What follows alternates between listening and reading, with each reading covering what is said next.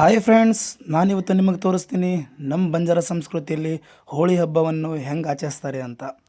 ನಾವೆಲ್ಲರೂ ಈಗ ಫುಲ್ ರೆಡಿಯಾಗಿ ಬಂದಿದ್ದೀವಿ ಹುಡುಗರು ಹೋಳಿ ಹಬ್ಬ ಆಡೋಕ್ಕೆ.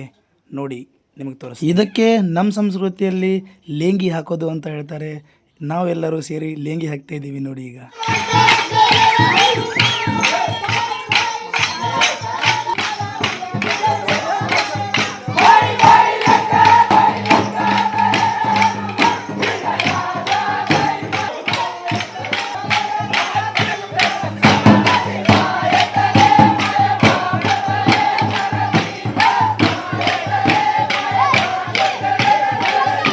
ಇದು ನೋಡಿ ನಮ್ಮ ಅಕ್ಕಂದಿರು ಹೆಂಗೆ ನೃತ್ಯ ಮಾಡ್ತಿದ್ದಾರೆ ಅಂತ ಹೋಳಿ ಹಬ್ಬದ.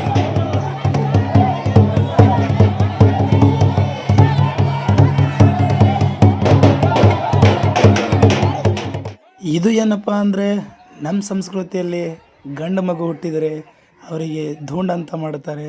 ಆ ಧೂಂಡ್ ಮಾಡೋ ಸಮಯದಲ್ಲಿ ಒಂದು ಸಣ್ಣದು ಫಂಕ್ಷನ್ ನಡೀತದೆ. ಫಸ್ಟು ಆ ಫಂಕ್ಷನ್ ಅಂತ ಏನಂದರೆ ಪಾಲ್ ಕಟ್ಟೋದು ಅಂತ ಹೇಳ್ತಾರೆ ಈ ಫಂಕ್ಷನ್. ಅದಾದಮೇಲೆ ಅದೇ ಮನೆ ಹತ್ರ ಸಣ್ಣ ಸಣ್ಣದು ಪೂರಿ ಥರ ಮಾಡ್ತಿರ್ತಾರೆ. ಅದು ನಾವು ಹೋಳಿ ಗೆರೆಗಳು ಹೋಗಿ ಅದಕ್ಕೆ ಕದ್ಕೊಂಡು ತಿಂತೀವಿ. ನಾವು ಕದಿಯೋ ಟೈಮಲ್ಲಿ ಹೆಂಗಸರು ಎಲ್ಲರೂ ಸೇರಿ ನಮಗೆ ಸರಿ ಹೊಡಿತಾರೆ. ಆ ಸಮಯ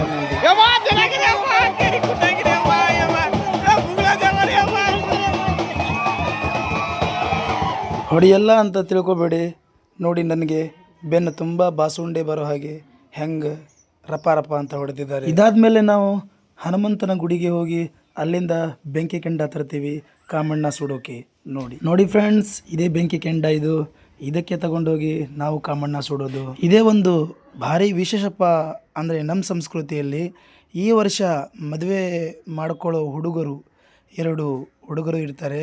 ಅವರು ಈ ಕಾಮಣ್ಣ ಒಳಗಿಂದ 2 ಕೋಲು ತಗೊಂಡು ಹೋಗಿ ಹಳ್ಳಕ್ಕೆ ಹೋಗಿ ನೀರು ತೊಗೊಂಡು ಬಂದು ಇಲ್ಲಿ ಕಾಮಣ್ಣ ಸುಡ್ತಾರೆ. ಆ ನೀರು ತೊಗೊಂಡು ಬಂದು ಕಾಮಣ್ಣ ಮೇಲೆ ಹಾಕಬೇಕು. ಇವರಿಬ್ಬರಲ್ಲಿ ಯಾರು ಫಸ್ಟ್ ಬರ್ತಾರೆ ಅಂತ ಸಹ ನೋಡ್ತಾರೆ. ಅವರೀಗ ಓಡಿ ಹೋದ್ರು ನೋಡಿ.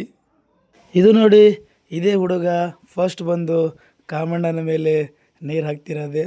ಇದೇ ಹುಡುಗ ಫಸ್ಟ್ ಬಂದಿರೋ. ಕಾಮಣ್ಣ ಸುಟ್ಟು ಬರಬೇಕಾದ್ರೆ ಈ ಸೈಡ್ ಹೆಣ್ಮಕ್ಕಳು ಎಲ್ಲರೂ ನಮಗೆ ಹಗ್ಗ ಕಟ್ಟಿಬಿಡ್ತಾರೆ. ಆ ಸೈಡ್ ಹೋಗೋಕ್ಕೆ ಕೊಡಲ್ಲ. ನೋಡಿ, ಹೊಡಿತಾರೆ ಸರಿಯಾಗಿ. ಈ ಟೈಮ್ ನೋಡಿ.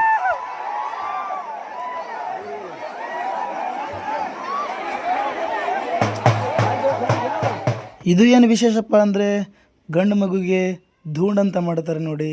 ಇದೇ ಧೂಂಡ್ ಅಂತ ಹೇಳೋದು. ತಾಯಿ ಮಗುಗೆ ಕುಂದರಿಸಿ ನಾವೆಲ್ಲರೂ ಸೇರಿ ಒಂದು ಕಟ್ಟಿಗೆಗೆ ಹೊಡೆದು ವಾಂಜಣ ಅಂತ ಹಾಡ್ತೀವಿ. ಅದೇ ನಮ್ಮದ್ರಲ್ಲಿ ಧೂಂಡಿಗೆ ವಾಂಜಣ ಅನ್ನೋ ಪದನೇ ದೊಡ್ಡ ವಿಶೇಷ. ವಾಂಜಣ ಹಾಡೋ ಸಮಯ ನೋಡಿ.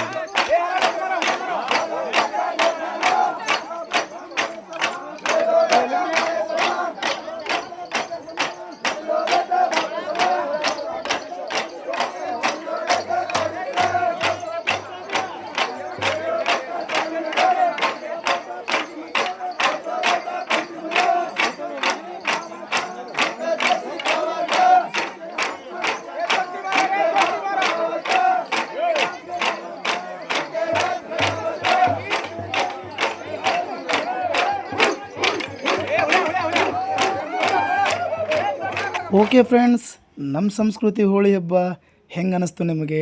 ಕಮೆಂಟ್ ಬಾಕ್ಸಲ್ಲಿ ಕಮೆಂಟ್ ಮಾಡಿ, ಶೇರ್ ಮಾಡಿ, ಲೈಕ್ ಮಾಡಿ. ಜೈ ಶಿವಲಾಲ್.